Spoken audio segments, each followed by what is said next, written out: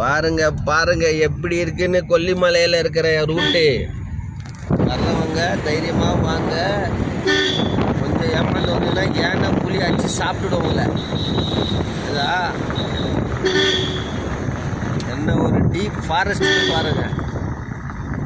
சும்மா ஊரில் இருக்கிறவங்கெல்லாம் நான் அங்கே போனேன் இங்கே போனேன்னு போய் சொல்லிட்டு சுற்றினுக்கிறானுங்க.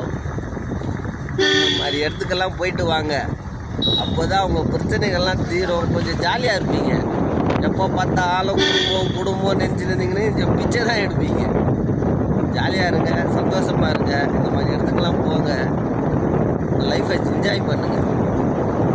ஏதோ சம்பாதிச்சோம் துண்ணும் வேண்டோம் போண்டோன்னு இருக்காதீங்க.